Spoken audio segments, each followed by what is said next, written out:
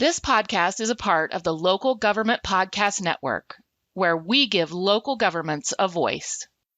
Welcome to the Building Amazing Cities and Town podcast, the podcast for mayors, council members, managers, staff, and anyone who's interested in building an amazing city.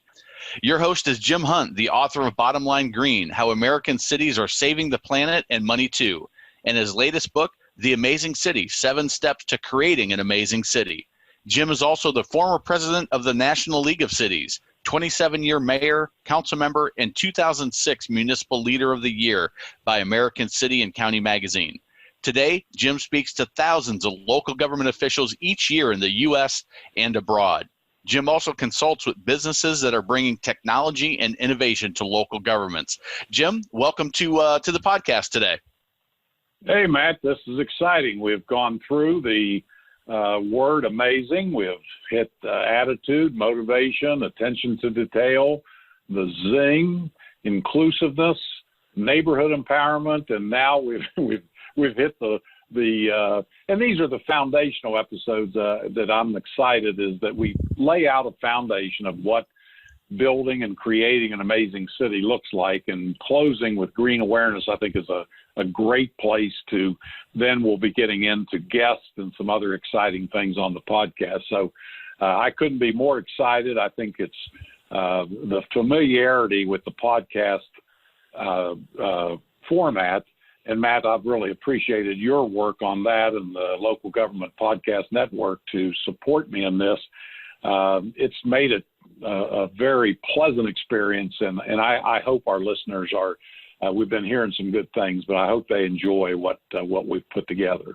Yeah, well, I appreciate the compliment about the service we provide, and I'm excited to finish off amazing with G, green awareness. Now, you hear talking about green cities. Is that what you mean when you talk about green awareness in your book? Yes and no. The green cities is a concept and an identifier that's being used all over the world. Very few people haven't convened a committee to determine exactly what a green city is. And so let's use it for the purpose of this. And when I talk about green awareness in cities and towns, we're talking about being aware of what is happening in this green movement, if you will. That across the world, cities are the ones who are going to feel the first brunt of global warming and a lot of the climate change issues. And it's already happening. I mean, we see over in Italy that cities are dealing with it every day. Down in Florida, there are cities spending and this is one that I don't know that everyone recognizes, that there are currently millions and millions, if not billions of dollars being spent as we speak by local governments in the United States to address climate change and the rising sea levels. So, it's not, and I guess you could, when you look at it, there's the components, and we're going to get into it during this session. There are things that you can do in terms of looking at making your city more sustainable, more energy efficient, more responsible, if you will. And then there's also added on to that is the real life issues that are challenging cities across the world and across the United States. And I think that understanding that entire movement will define a little bit better in coming years what a green city truly is. Yeah, the subject seems to be pretty broad. It has a lot of areas that it touches. Narrow it down for us, what you mean by green awareness. Well, and I think that if from a perspective of a local government, either a big city like Chicago or Los Angeles or Phoenix or Dayton, Atlanta, cities of this size, and then you go down to mid-sized cities. I think of Hurst, Texas, Tulsa, Oklahoma, that are not necessarily considered huge cities. I was out at Tacoma, Washington. And although Tacoma is a substantial size city, it's not as big as what I think I always perceived. It's not as big as Seattle, for instance.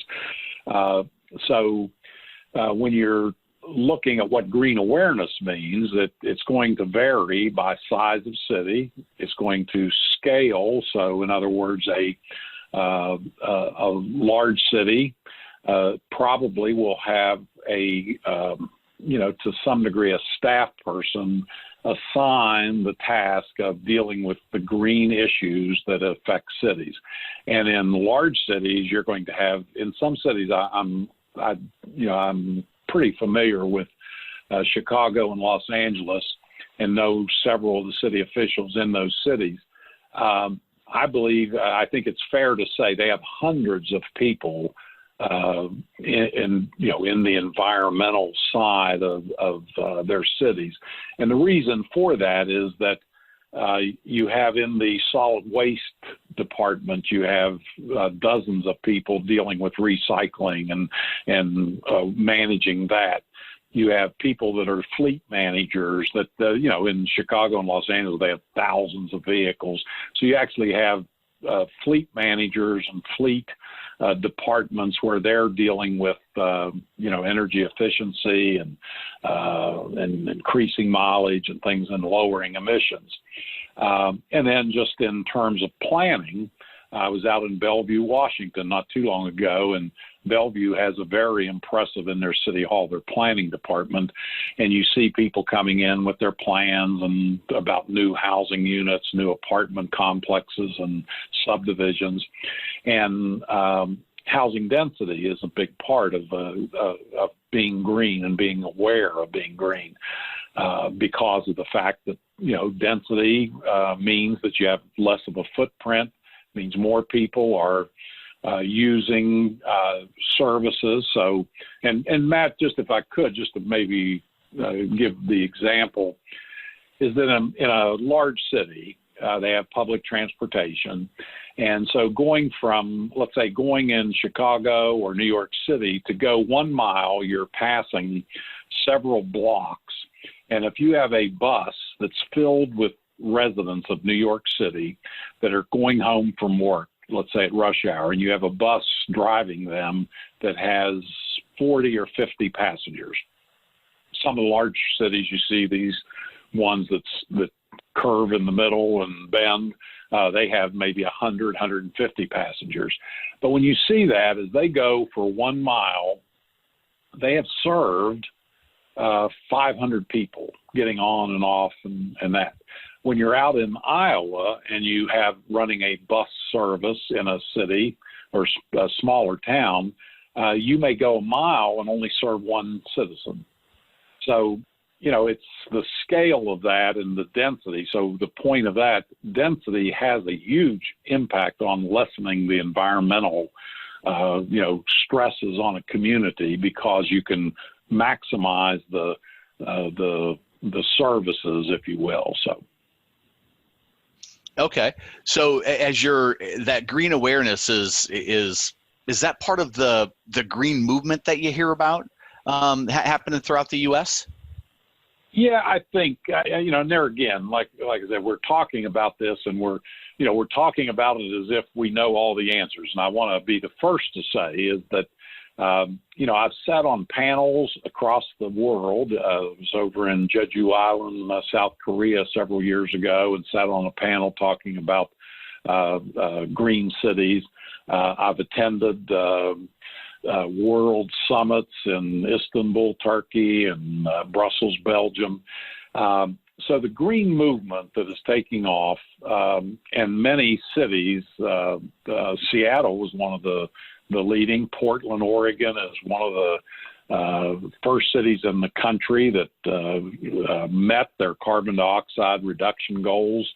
So the green movement that is sweeping the world and the United States, it's a movement that has broad implications, broad kind of strategies, but a city can take on and, let's say, be considered a part of the green movement by engaging their department heads to be more energy efficient, to be in their purchasing and their disposal of garbage and things of this sort.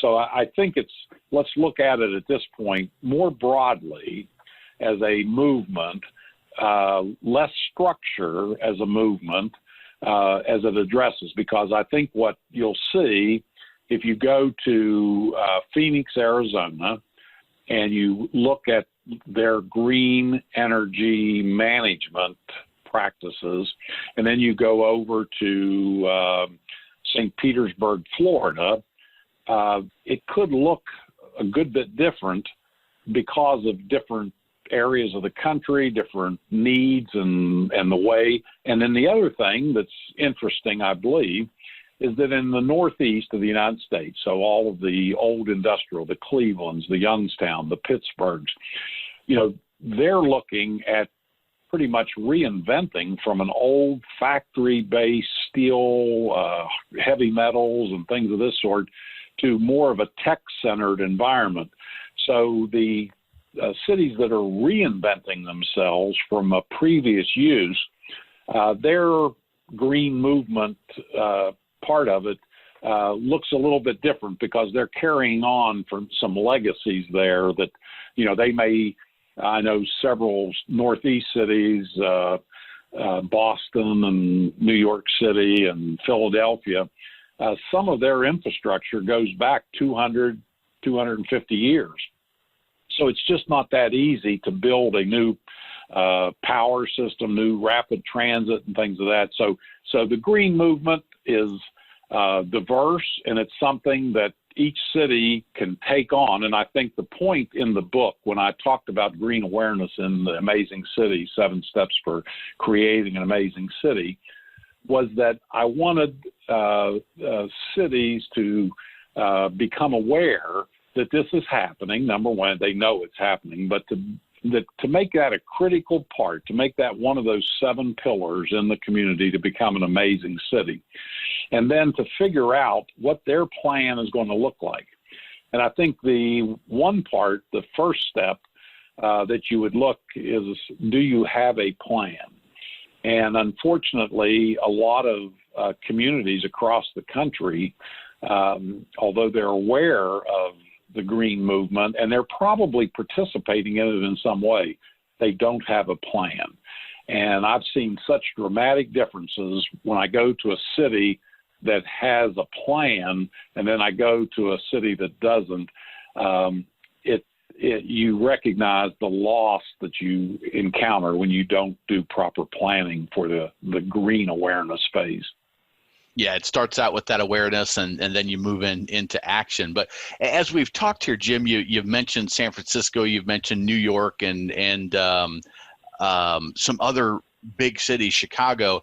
Are there some cities and towns that are just too small to deal with this green awareness campaign?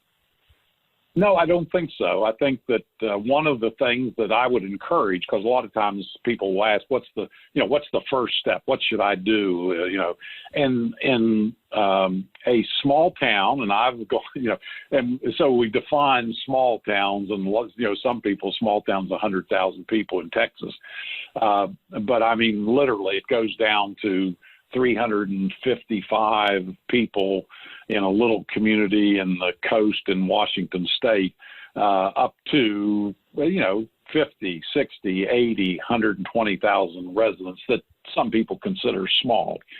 But the typical, what we're talking, I think what your question implies is probably the typical small towns of 3 and 4 and 5,000, 10,000 residents. I think the starting point is to, number one, recognize that you're going to be committed toward a green campaign, toward some green awareness. And then the biggest component, and it goes back, and you'll see, I think we're starting to see, Matt, as we come to the end of the amazing acronym, that there's a thread that goes through. So motivation and attitude and attention to detail all applies in the green awareness campaign. But that thread that comes through is that when you create a plan, the best way to do it is to convene a community group. The green technologies, what you'll find is there are people that are living in your city and town who have unbelievable experience with the green movement. And I would say in some cases, there are small towns in America that are benefiting, that have some very qualified individuals that live there, that those towns can actually move faster than a larger community that may not have accessed the talent within the community. But when you're talking with people that are currently in business, in businesses and nonprofits and so forth, and let's say they're retired or they're active in the community, you're going to find resources that you did not know existed. And I've seen it so many times that when you convene this green awareness campaign, you identify people in the community that might not be active in the little leagues or might not be active in some other civic club because their interests are in a specific part of life, and it revolves around this green awareness. But I've seen so many times where you'll come up with somebody who might have done recycling for, Ford Motor Company, and somebody else who did, some of these unique things for these large corporations, or some people have access to technologies that the city would no way have access to. So I think convening the committee, designing a plan that follows through, if you'll remember back on motivation, that it identifies what the goals are, it identifies the kind of baby steps or smaller steps to get there, and also recognizes small victories and celebrates small achievements. That when you do that, all of a sudden you start a community conversation. You decide in every city, no matter how small, cities and towns, each year they're replacing something. I mean, they're buying a new vehicle, they're buying a new street sweeper, they're buying a new garbage truck and all. So the technologies, and to be green, you're seeing some of these things that you can purchase new technologies, you can purchase new equipment that will be greener, more efficient. It'll do some things that the others didn't.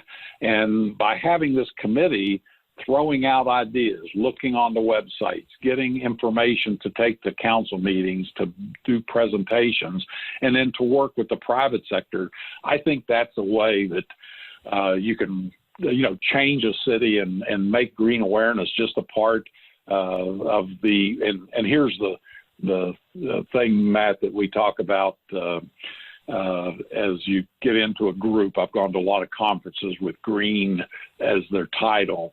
And I went to the Green Cities Conference actually several years ago up in Portland, Oregon.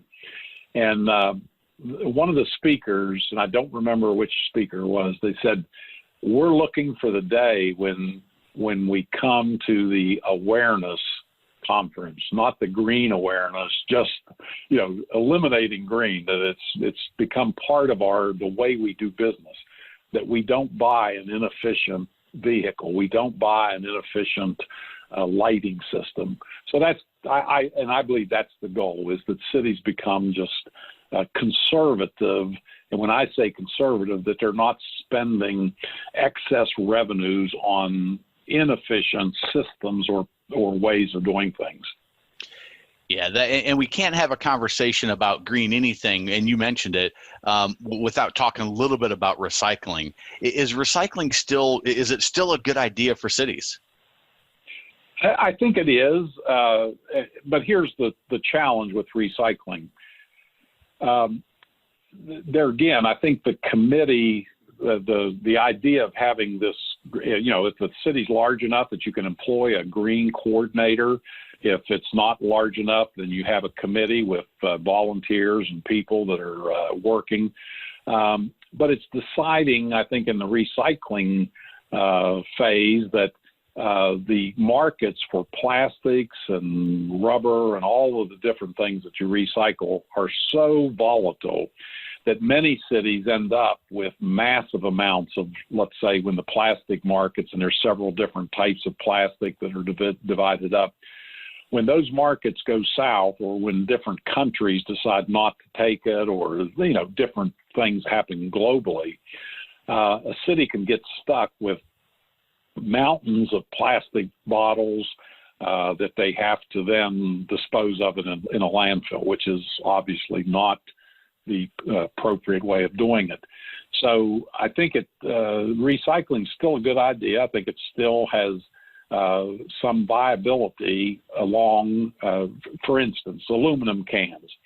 I don't think, and I can't see ahead of 50 years, but in the near future, aluminum cans, to not recycle aluminum cans is just an inefficient way of doing things.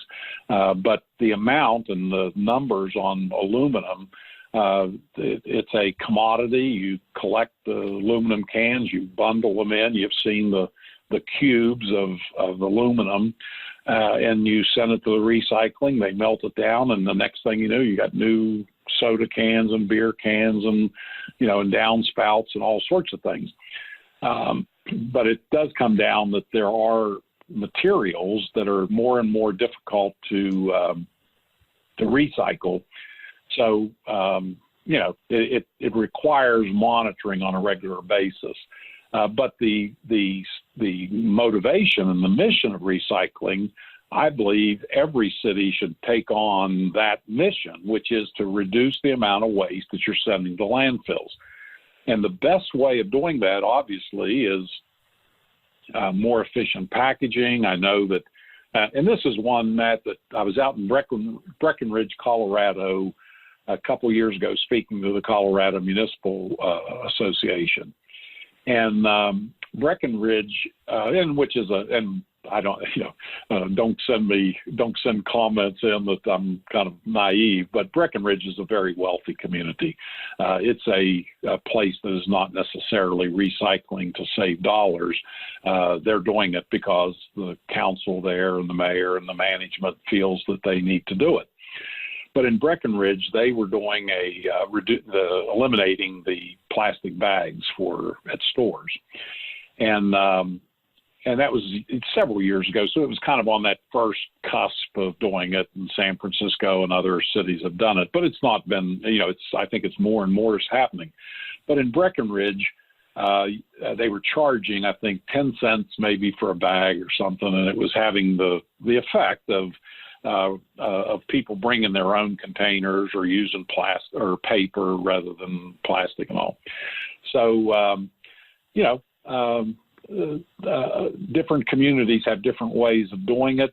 Now, I think that as people have found out with plastic bags and all, it makes a difference. I mean, it makes a difference in litter. It makes a difference in the amount of plastic being used and the amount of cost associated with it. So there are some of these ideas in terms of recycling that now I think are becoming and quite honestly, a lot of young people have grown up recycling, and where maybe sometimes their parents or grandparents are not natural recyclers. You have young kids going now and at schools and colleges that are more aware, and they expect recycling as part of their lifestyle. So, I believe it's still a good idea. I think that, like I say, if you're managing the recycling for almost any size city, it requires a fair bit of attention to it to not end up. You don't want the recycling effort to cost the city money that could otherwise be spent on other green issues. Right. As with everything that you've talked about so far, just pay attention to it and pay attention to what's happening and what's working well. And one of the things that you have experience with that is the energy efficient street lighting. Tell me, what kind of impact have you seen from cities and towns using this energy efficient street lighting? Well, this is one of the things that I'm so happy to have been involved with. And back when we wrote Bottom Line Green, and we met with many of the manufacturers of street lighting, we talked to a lot of directors of the street lighting throughout the country. did seminars and workshops out in California and throughout the country on energy efficient lighting. But street lighting stands out because it has this history, and it's an interesting history that goes back to Benjamin Franklin. And Philadelphia, that's the home of the birthplace of street lighting in the United States. And back then, in the colonial era, they were using candles inside of glass jars, in essence. And it became an expectation in a city that the streets would be lit. And now it's kind of an odd thing that you're thinking there was a time when, at some point in history throughout even Europe and other places, that street lighting was not an assumption. It was something that literally had to be developed. The technology had to move forward up to Thomas Edison when they came up with the incandescent bulb. And one of the things I think that I find interesting about street lighting is that it's related to quality of life. So people that are in a neighborhood that have no street lights and people that are in a neighborhood that have street lighting, they view the neighborhood with street lighting as a more valuable neighborhood. They view it as a safer neighborhood. There's a lot of these different things that they feel more comfortable letting their children play on the sidewalks and so forth. So, and the other thing, Matt, which I find interesting is as the developed world, more and more people are living in cities. This is a trend throughout the world, and it's growing pretty significantly. So in China and India and all, Africa, more and more people are going into urban environments. So the number of street lights are growing. And it's expected that worldwide there'll be over 352 million street lights throughout the world by 2025. So something that's that prevalent, if you can save 20% of the electric with a different form of street lighting, that's amazing.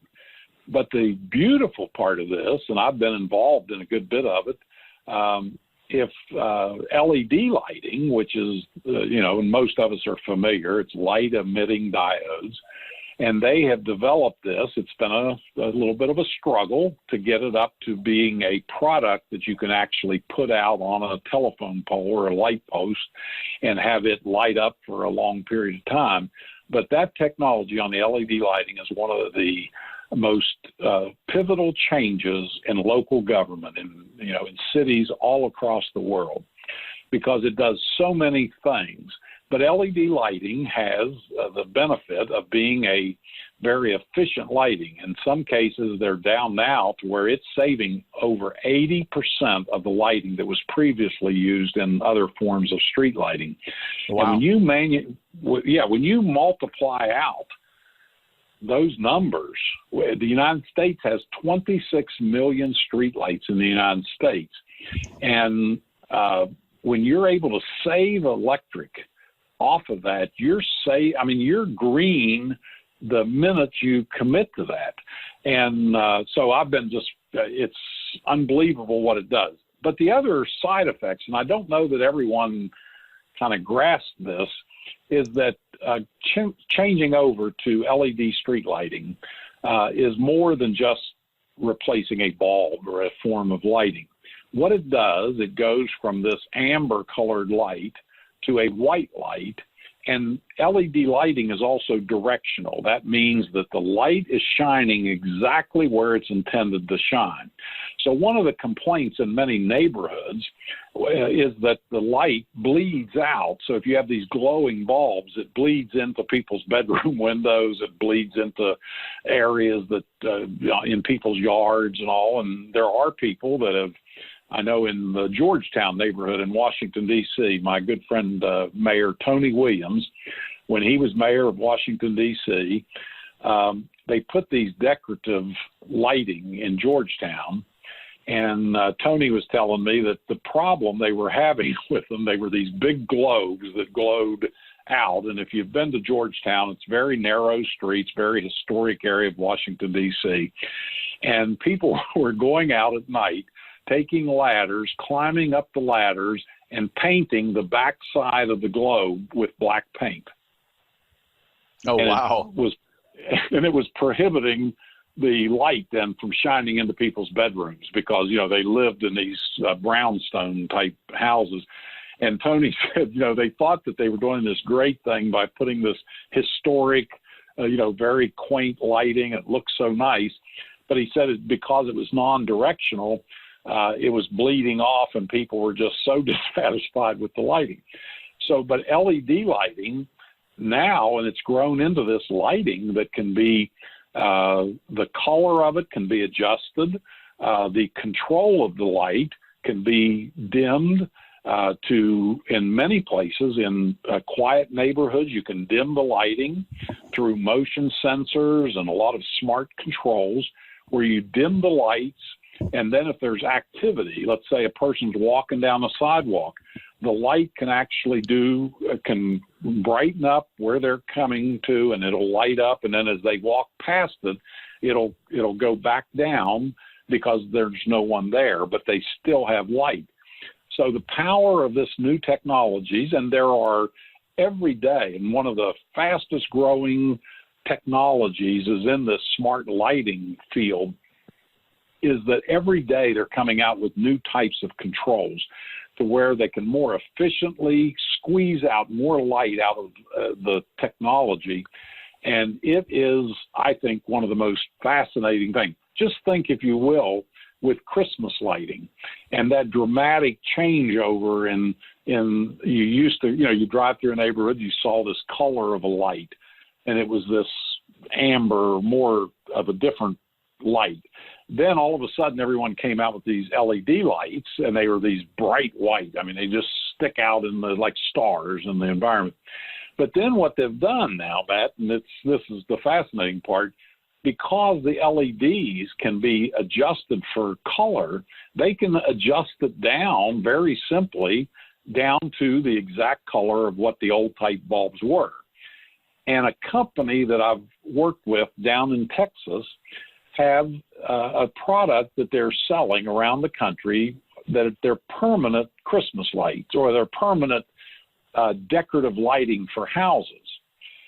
And they use LED lights, and if you can imagine it, they outline a house with LED lights.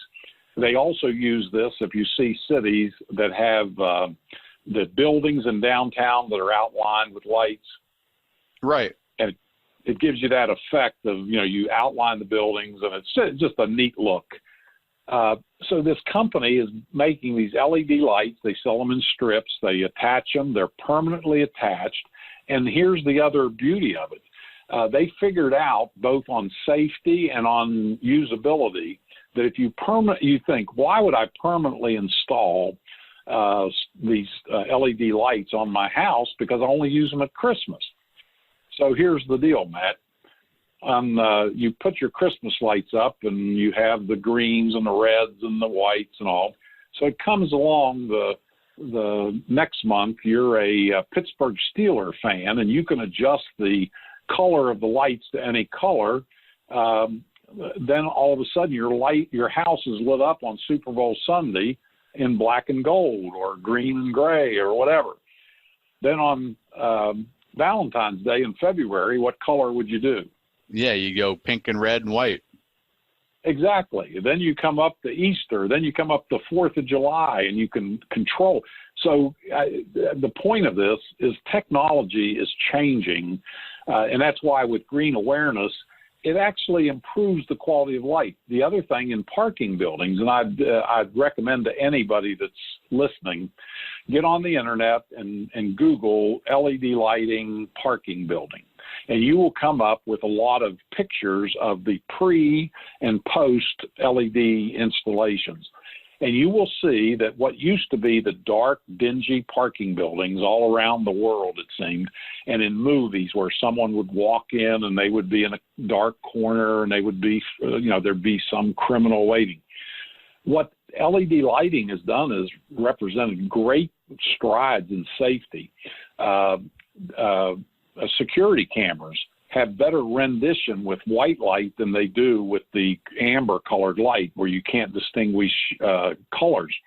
It is fascinating to me that there are crimes being solved, there are safety, safer environments being developed simply because of changing the light from this amber colored up to this whiter, clearer light that you can look, it looks like yearbook photos on these security cameras, where remember it used to be very blurry and hard to see. So when you think of the power of what that's doing, and cities and towns all across the country are leading the way and kind of investigating and experimenting and use it in different ways. But you can tell I'm excited about it because of the benefits that it brings to citizens and the savings. It's putting billions of dollars back into city budgets that were previously being used simply to power an inefficient type of lighting. Yeah, and I think we'll do a full episode on them, and maybe even have somebody there as a guest in the future plans. And as we continue to go through, we've touching on a lot of subjects. We haven't touched on water yet, and I don't think we can have this conversation without talking about water. How does that figure into to the green awareness with cities and towns?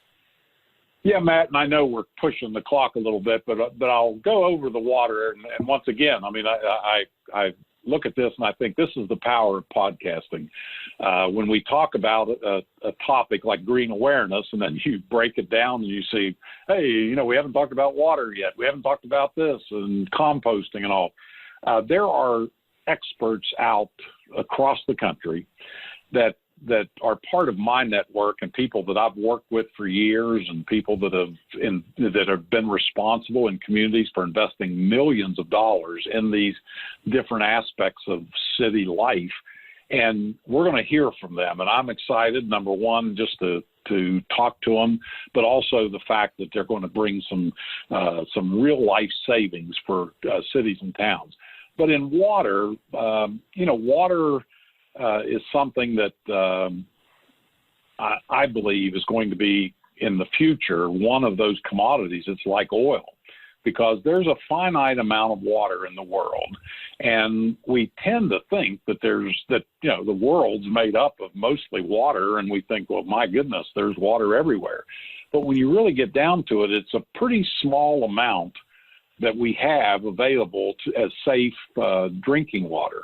And when we get outside of the United States, it's even worse. But within the borders of the United States, we look at Flint, Michigan. We look at Newark, New Jersey. We look at many cities in the industrial Northeast, and we look at other cities throughout the country that still have lead in their drinking water, lead pipes in the ground. So water is a resource that when you contaminate it, the cost of cleaning water, or the desalinization plants that are taking salt water, making it into drinking water, the reason they're not doing more of it is because it's hugely cost prohibitive. So by conserving water, by being very cautious with water and working for more efficiencies, I believe is in the best interest of every citizen of the United States, but especially for every city and town in America, because once you lose the ability to have safe, clean drinking water, development stops. And I think that's where a lot of times there are decisions being made today, and I've talked to people that are in those positions. There are decisions being made today about where to locate plants and manufacturing facility and job places that are being that cannot go to certain areas of the United States because of the water conservation, that they don't have enough water there. And entire communities in Los Angeles, They rely on this aquifer method of getting water and these shared agreements with other states and reservoirs and so forth, that their literal existence, Las Vegas is another place. These places, their existence is dependent upon safe, clean drinking water and available water. So water conservation is something in terms of green awareness that if we don't pay attention to it, we do it at a risk to the quality of life in our communities. And I think all of us have gone through at different times through droughts, and in Texas, there's been many times there's drought conditions where they're limiting the amount of water. But I think in today's times, water is one of those resources that we can't take for granted. It's part of being green aware, and it's a critical part because it's often overlooked when we talk about energy efficiency and things of that sort. The other thing is that there's some technologies in water that I find fascinating. And Matt, this is one, and we'll probably close on this, but there is a tremendous amount of water loss that are lost through leakages of current systems. So that's primarily in cities and towns across the country, that they produce fresh drinkable water, and before it gets to the house, would you believe that in some cities they are losing 80% of the water they produce? Oh, wow. And only 20. Yeah. And I mean, and these are frightening numbers, but even at 20 and 25%, which is a pretty common number of water loss, they're producing drinkable water that is lost through leaks in the piping, through, inefficient toilets, inefficient, valves and so forth, that just think what you can do with that 80%, 50%, the 20%. Those are dollars that can go toward other great purposes to build amazing cities. So I wanted to throw that in. We'll get deeper into this in future episodes, but as you can tell, we're at the close of our, the acronym on amazing. And I think it's been, a fascinating travel through those topics. And I hope our listeners will continue to subscribe. We've had great feedback, and I know that, Matt, you've had good comments at the Local Government Podcast Network, and I'm just thrilled that we're able to close this era of our program out and go on to bigger and better things. Well, yeah, the part I like is that we've set the stage for the amazing city, and now we're going to dive deeper, give examples, give resources, give stories, and that's the part we're really getting into the fun stuff now that we've set the stage. So, we've covered a lot on green awareness. Anything else that you would like to add here, Jim? Well, just that it's I think we're in a you can tell, when I wrote the book, and I knew the day after the day the book went to the publisher, I would open a magazine or I'd open a website or whatever, and I would see something that I thought, oh man, I wanted to put this in the book, and it's already being printed. So through the beauty of technology with podcasting, it allows us to have this kind of a viable give and take, and bringing experts and bringing this vitality that is just impossible in a book or in many times in these kind of static ways. So I'm excited, Matt, and I appreciate all the work that you've done in the Local Government Podcast Network and helping to bring these episodes to our listeners, and just hoping that our listeners will subscribe and will continue to give us your feedback, because I think the biggest thing that we're going to do is respond to the needs of our audience. And if you're out there listening as a public official, as a staff member in a community, as a citizen that's interested in your community, if you have a question or you have a topic that you'd like to see covered on the podcast, we're happy to do it. And I think it'll add value and add a real depth to the podcast. Yeah, I think that's going to be fantastic. And getting access to your Rolodex. If somebody makes a suggestion, it's likely that there's somebody that you can reach out to and dive deeper as an expert. So again, thank you for listening. As Jim mentioned, be sure to comment and communicate with us. We'll continue to evolve the podcast based on what you, the listeners, are really enjoying. And if you would like to learn more about building an amazing city, Jim's created the 10 steps to revitalizing your downtown. It's a free white paper that you can grab at the website amazingcities.org, and you can get an instant copy of that for free. And again, until next time, here's to making yours an amazing city. This has been the Amazing Cities Podcast, a production of the Local Government Podcast Network, your choice for local government podcasting. For more information on services of the Local Government Podcast Network, please visit www.localgovpodcasts.com. This episode of the Amazing Cities Podcast is brought to you by the Local Government Podcast Network, where they're committed to giving local cities and towns a voice. Discover how your city or town can have a more proactive communication strategy that builds public trust with your citizens, attracts new residents and visitors, and stimulates business recruitment. For more details, visit www.localgovpodcasts.com. While there, you can grab a free audio called Podcasting for Cities and Towns, giving your city or town a voice. Again, that's www.localgovpodcasts.com.